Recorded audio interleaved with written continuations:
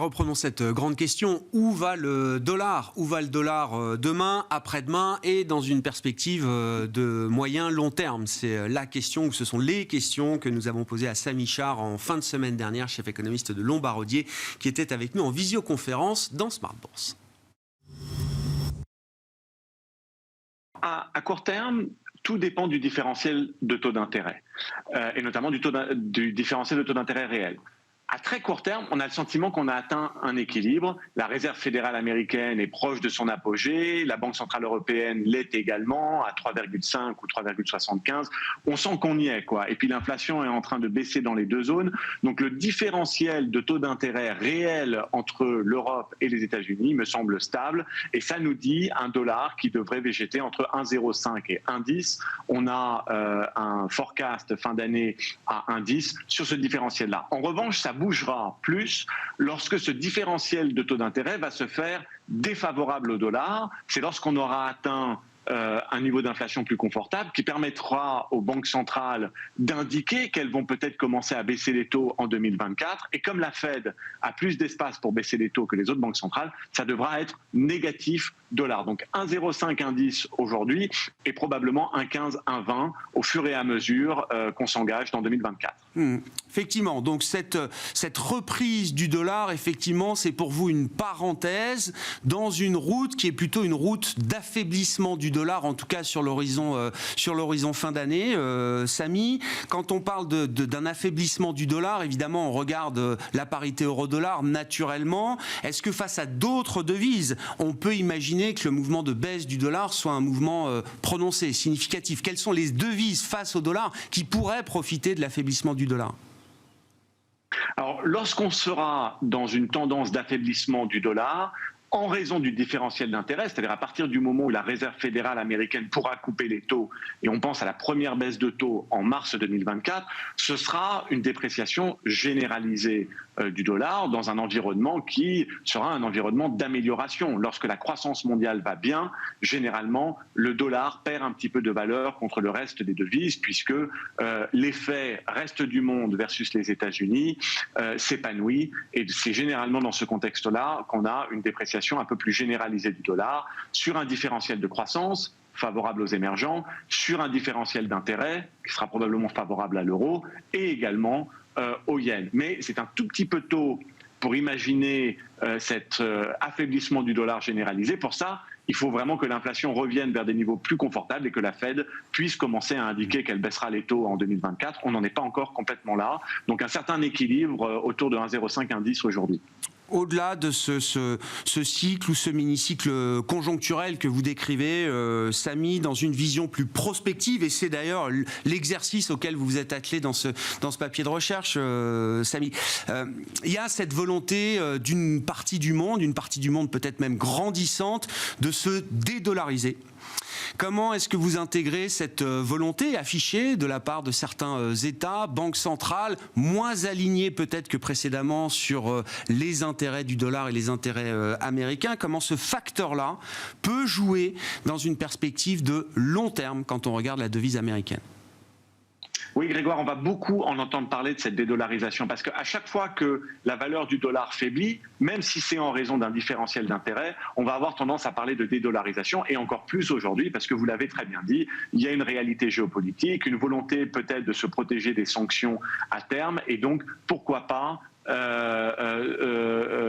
se dédollariser, notamment quand on pense à certains gros émergents.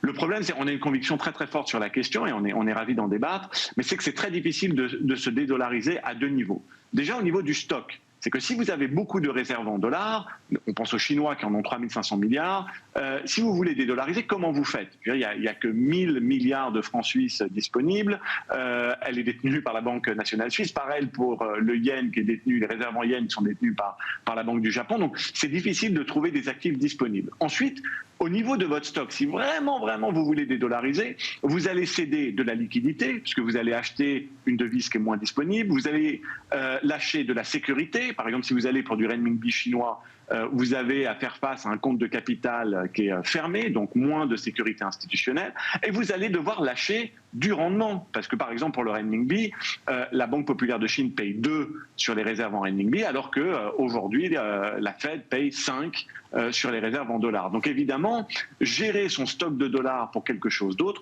on voit bien que c'est assez compliqué, sans rentrer dans les questions du flux. C'est-à-dire que tous ces pays continuent de recevoir des dollars parce qu'ils dépendent du consommateur américain. C'est donc légitime de vouloir se dédollariser. En revanche, c'est pas toujours possible.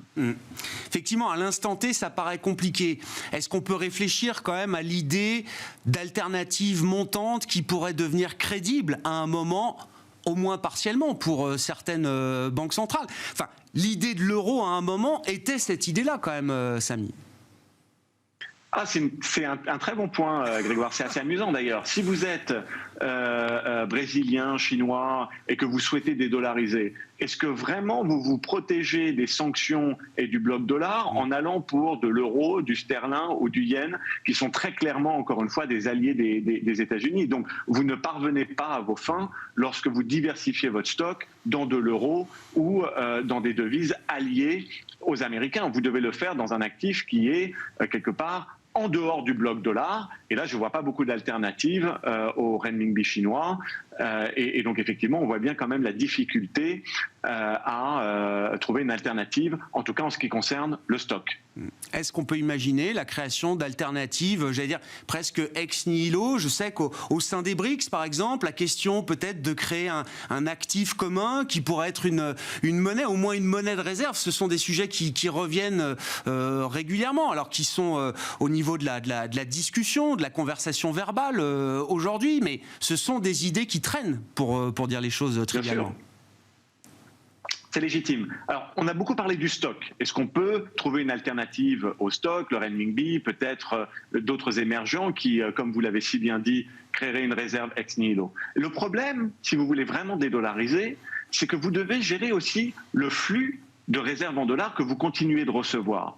Comprenez le mécanisme économique sous-jacent à ces réserves, à ce flux de réserves en dollars. La plupart des pays émergents, et notamment la Chine, sont très fiers d'avoir un excédent commercial, donc de vendre leur production acquis essentiellement aux consommateurs américains. Or, ce consommateur américain, il paye en quoi? Il paye en dollars. Donc, tous les pays émergents, et notamment la Chine, qui sont excédentaires par rapport aux États-Unis, de facto vont continuer, mois après mois, à recevoir des dollars. Donc, même si vous arrivez à gérer votre stock de dollars, votre problème, c'est que vous restez dans un fondamental de croissance où vous accumulez du flux mois après mois. Et ça veut dire que si vous voulez vraiment vous dédollariser, notamment au niveau du flux, pas uniquement au niveau du stock, vous devez changer votre modèle de croissance et vous devez accepter de ne plus être excédentaire par rapport aux consommateurs américains. Vous devez donc plus dépendre de votre propre consommateur ou d'un autre consommateur. Et là, encore une fois, on voit le manque de progrès qui est fait par la Chine au niveau de sa diversification économique. Donc, pour conclure, le fait que le monde dépende encore autant du consommateur américain fait que ce sera très difficile d'inverser ce flux de dollars qui se répartit sur l'ensemble de la planète. Samy Char, chef économiste de Lombard Odier, avec nous en visioconférence. Il était l'invité de Smart Bourse en fin de semaine dernière. Au démarrage donc de cette nouvelle semaine, avec cette séquence Banque centrale devant nous, Fed, BCE notamment, et Banque du Japon également, qui se réuniront tout au long de la semaine pour livrer leur dernière vue sur l'économie et en matière de décision de politique monétaire également. Voilà pour cette édition de Smart Bourse de la mi-journée. On se retrouve à 17h en direct sur Bismart.